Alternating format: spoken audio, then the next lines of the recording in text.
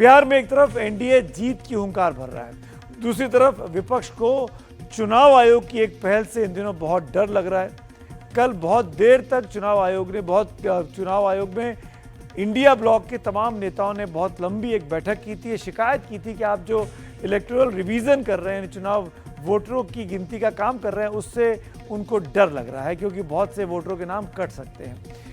चुनाव आयोग ने इस एक्सरसाइज को नाम दिया है स्पेशल इंटेंसिव रिवीजन, यानी SIR, सर, जिसको सर के नाम से भी चुनाव आयोग को कहा जा रहा है। चुनाव आयोग वोटर लिस्ट को पाक साफ बनाने का प्रयास कर रहा है, ये सर इसीलिए किया जा रहा है, वहीं वोटरों को इससे मुश्किलें हो रही हैं।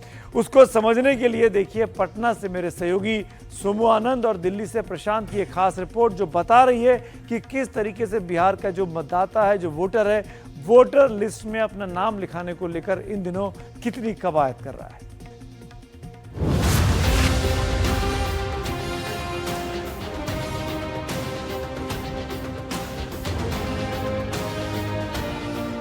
तो आपके पास जन्म का कोई प्रमाण पत्र है? यही बना है सही बस यही और कुछ नहीं। आप पढ़े लिखे हैं? कचमा तक पढ़े हैं, कचमा तक पढ़े हैं। ठीक है। आप कहीं काम करते हैं?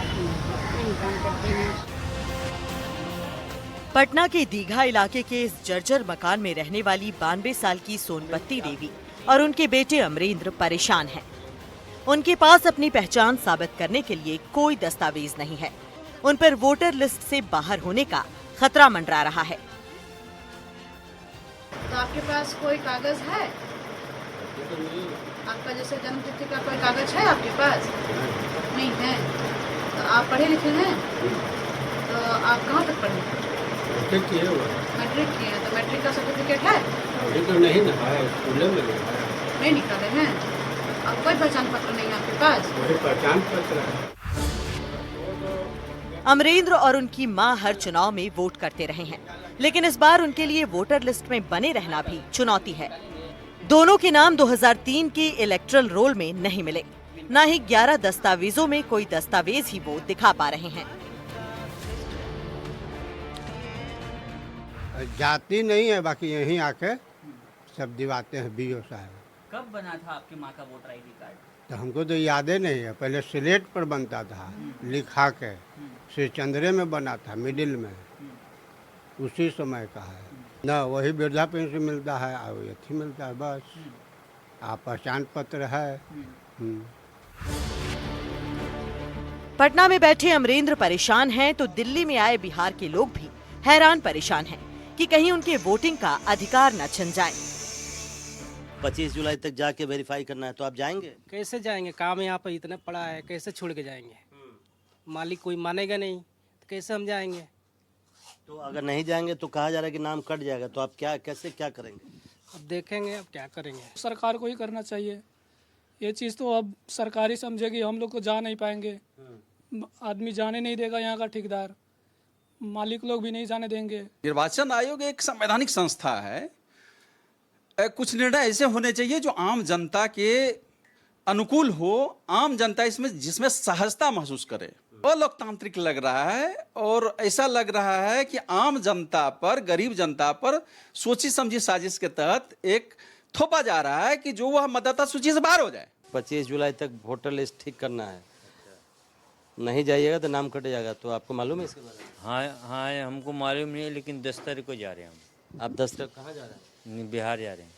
अच्छा। हाँ आप जाके काम करवाइएगा? हाँ करवाना पड़ेगा। आपके पास दस्तावेज है, डॉक्यूमेंट है? हाँ है। वोट तो मैं गाँव में देते रहते हैं। दिल्ली देते हैं कि वहाँ? नहीं, गाँव में ही देते हैं। आपका वही नाम है? वही नाम है। तो आपको वोट ये पता है कि वोटर लिस्ट में बदलाव हो? हमको अभी कुछ पता नहीं है। तो 25 जुलाई तक घर जाके ठीक करवाना होगा। जा रहे हैं आप? घर जा पाइएगा? अभी देखते हैं सर, हमको तो अभी ये सबको पता, आज पता लगा है। हालांकि हर किसी के लिए ये प्रक्रिया उतनी मुश्किल नहीं है। दीघा के अजय कुमार पेशे से शिक्षक हैं। उनके पास जरूरी दस्तावेज भी थे, तो उन्होंने फॉर्म भरकर BLO को हाथों हाथ जमा कर दिया। कोई परेशानी इसमें नहीं थी, बहुत ही थोड़े फॉर्मेलिटीज़ है जिसको फिलअप करना है, उसको मैंने कर दिया और जो रिक्वायर्ड डॉक्यूमेंट्स था इन्होंने मांगा, मैंने सबमिट कर दिया, साथ में दैट्स ओवर। आयोग के निर्देशों के अनुसार BLO को 3 बार मतदाताओं के घर पहुंचना है। लेकिन बूथ के सभी मतदाताओं तक 25 दिनों के अंदर पहुंचना आसान नहीं होने वाला। कल फॉर्म मिले थे हमें, तो इसलिए कल से मैंने फॉर्म बांटना शुरू किया है। 15-20 घरों में मैं जा चुकी हूँ।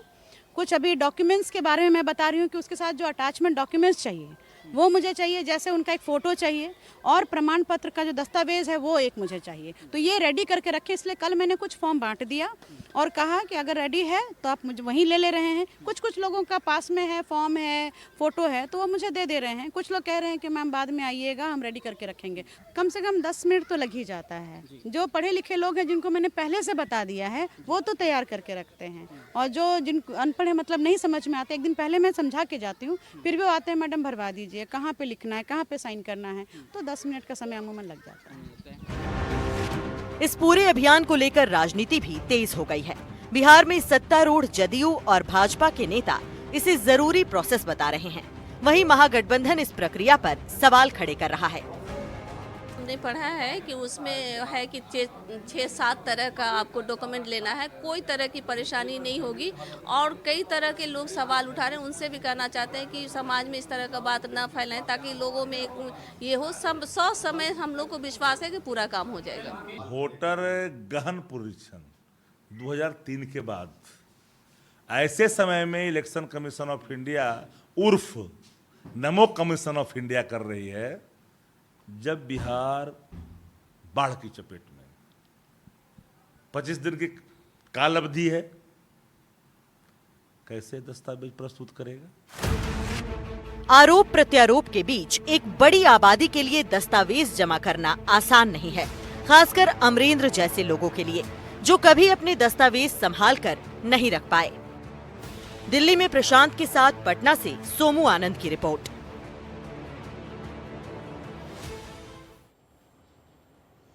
एनडीटीवी को मिली जानकारी के मुताबिक वोटर लिस्ट की जांच प्रक्रिया इतनी आसान नहीं है जितनी समझी जा रही है। बिहार में एक बूथ लेवल अफसर यानी बीएलओ को एक हफ्ते में 1450 वोटरों तक पहुंचना है, 1450, और उनके डॉक्यूमेंट्स जांचने हैं। अब फर्ज कीजिए कि एक बीएलओ 7 दिन अगर काम करता है तो रोजाना वो 207 वोटरों के डॉक्यूमेंट्स को देखेगा। अब अगर वो बीएलओ रोजाना बिना खाए पिए लगातार 9 घंटे काम करे तो 1 घंटे में 23 वोटरों के डॉक्यूमेंट्स उसको चेक करने होंगे, वेरिफिकेशन कंफर्म करना होगा। 23 वोटर का मतलब हुआ कि वो एक वोटर पर सिर्फ 2.5 मिनट का वक्त उसके पास है, और इस समय के अंदर उसको डॉक्यूमेंट्स को देखना भी है, उसको सर्टिफाई भी करना है और मुतमईन भी होना है कि डॉक्यूमेंट ओरिजिनल है। अब आप ही सोचिए कि 2.5 मिनट में बीएलओ किसी वोटर के पास जाकर कैसे सारे दस्तावेज जांच लेगा, जबकि एनडीटीवी से बातचीत में एक बीएलओ ने खुद बताया कि इस काम में सिर्फ 10 मिनट लगते हैं। उस हिसाब से एक बीएलओ एक दिन पूरे 9 घंटे काम करके सिर्फ 54 वोटरों तक ही पहुंच सकता है। ये विरोधाभास दिखाता है कि कई सारी गड़बड़ियां हो सकती हैं इस पूरी एक्सरसाइज को जल्दबाजी में निपटाने में, क्योंकि समय केवल 25 जुलाई तक का है। और ये SIR का डर क्या है, इसको विस्तार से समझा रहे हैं मेरे सहयोगी। अब मेरे साथ जुड़ रहे हैं सुशील बहुगुणा। शुक्रिया सुमित।